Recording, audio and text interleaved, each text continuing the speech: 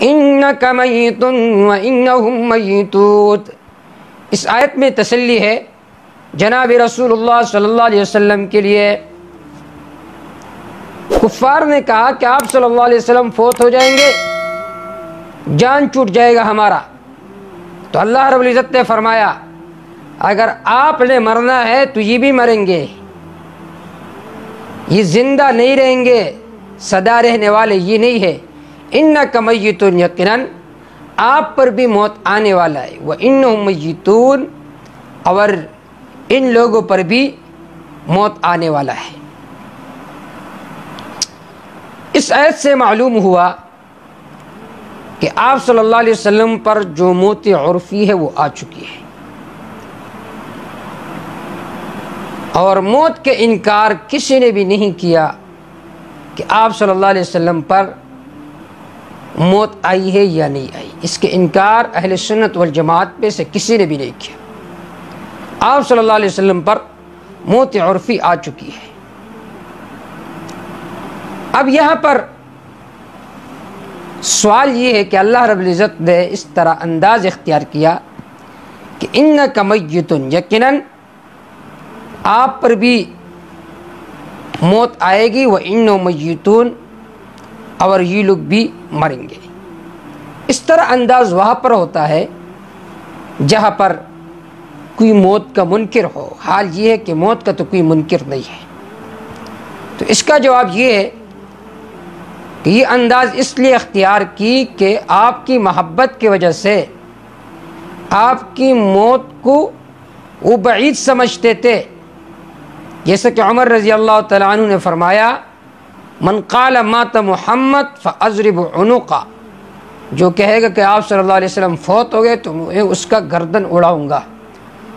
تو ابوبکر رضی اللہ تعالیٰ عنہ آیا اور آپ نے وہ خطبہ دیا من کان یعبد محمد فانہ قد مات ومن کان یعبد ربہ فانہ حی لا یموت۔ جو محمد صلی اللہ علیہ وسلم کا عبادت کرتا تھا، آپ صلی اللہ علیہ وسلم تو فوت ہو گئے، تو بھی عبادت کو چھوڑ دے، لیکن جو آپ صلی اللہ علیہ وسلم کی عبادت نہیں کرتا تھا بلکہ اللہ کی عبادت کرتا تھا تو فإنہ حی لا یموت، اللہ ایسی ذات ہے جس پر موت نہیں آئے گی۔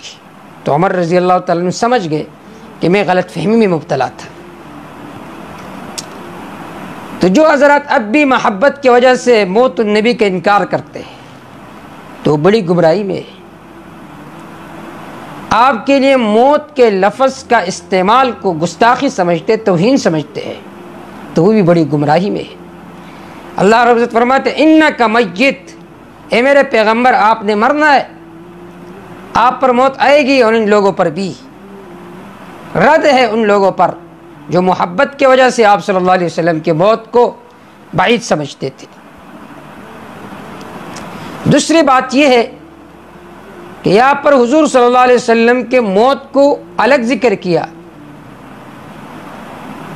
تو بعض لوگوں سے میں نے سنا جو اپنے آپ کو مناظرین کہتے، متکلم اسلام ہو، پتہ نہیں کیا کیا القابات دیتے ہیں، کہتے دیکھیے یہاں پر آپ صلی اللہ علیہ وسلم کے موت کو الگ ذکر کیا، معلوم ہوا کہ آپ صلی اللہ علیہ وسلم کی موت الگ ہے، امتیوں کی موت الگ ہے، عوام کو دھوکہ دیتے ہیں۔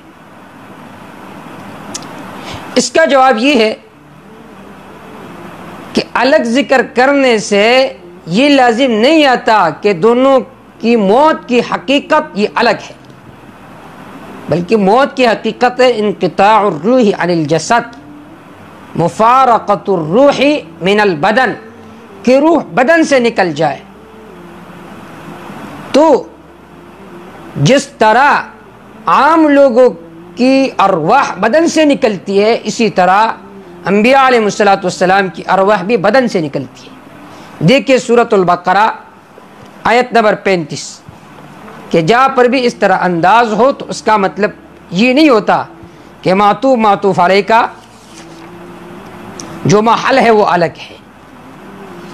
سورۃ البقرہ آیت نمبر 35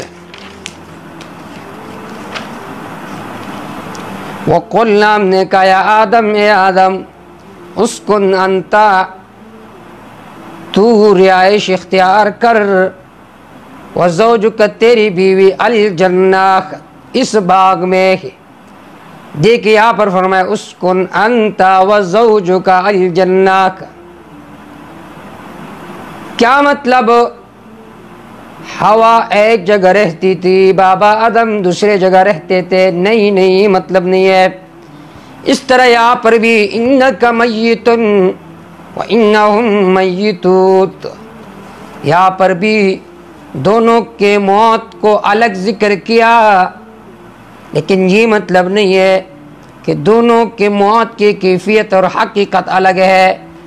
دونوں کے موت انقطاع الروح عن الجسد، جس طرح عام لوگوں پر یہ تعریف صادق آتی ہے، اسی طرح پیغمبر پر بھی یہ موت آ چکی ہے۔